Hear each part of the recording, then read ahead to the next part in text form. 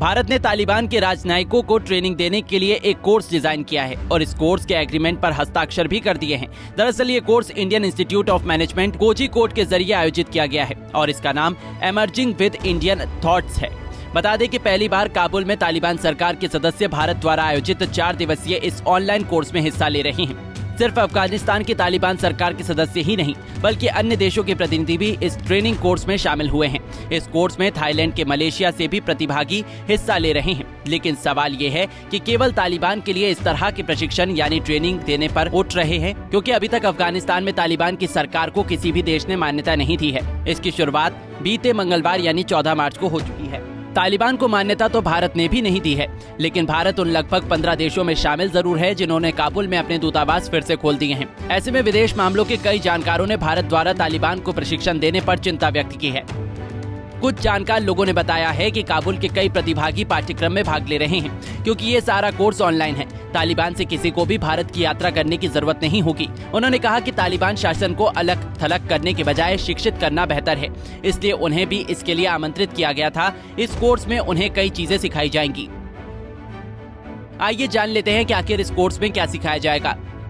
Emerging with Indian thoughts course का आयोजन करने वालों ने ये कहा है कि प्रतिभागियों को भारत के आर्थिक वातावरण और सांस्कृतिक विरासत, सामाजिक पृष्ठभूमि और बहुत कुछ अनुभव करने और सीखने का अवसर मिलेगा। इसके अलावा उपभोक्ता मानसिकता और व्यावसायिक जोखिमों के बारे में सिखाया जाएगा। ITEC वेबसाइट के अनुसार इसमें मैक्सिमम 30 प्रतिभागी होंगे। इनमें सरकारी अधिकारी, व्यापारिक नेता और बिजनेसमैन शामिल होंगे। आपको बता दें कि भारत में पढ़ाई कर रहे कुछ अफगान छात्रों ने भी भारत के इस कदम पर नाराजगी जताई है। ये छात्र विभिन्न भारतीय संस्थानों में पढ़ाई कर रहे थे। जब से अफगानिस्तान में तालिबान सत्ता में लौट आया है, उसके बाद से हुई उथल पुथल की वजह से भारत में पढ़ रहे अफगान छात्रों की पढ़ाई रुक गई है। दरअसल करीब 3000 अफगान छात्र 2021 में गर्मी की छुट्टियों में अफगानिस्तान गए थे, जो अभी तक लौट नहीं पाए हैं, क्योंकि तालिबान उनका वीजा रद्द कर चुका है। इसलिए तालिबान को ट्रेन करने की तरफ भारत के इस कदम पर उन अफगानी छात्रों ने खेद जताया है।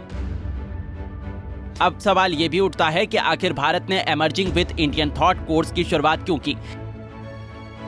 दरअसल इसमें भारत के पास 2 विकल्प थे। पहले विकल्प में जब तालिबान ने काबुल पर कब्जा किया था, तब भारत तालिबान से दूरी बना ले और पाकिस्तान और तालिबान के गठजोड़ को पनपने का मौका दे देता, जो भारत के लिए सुरक्षा के लिहाज से खतरनाक साबित होता। वहीं दूसरे विकल्प के तौर पर भारत तालिबान से धीरे धीरे कूटनीतिक व्यस्तता विकसित कर सकता था, जिससे तालिबान पाकिस्तान के साथ मिलकर भारत विरोधी गतिविधियां करने से परहेज करता।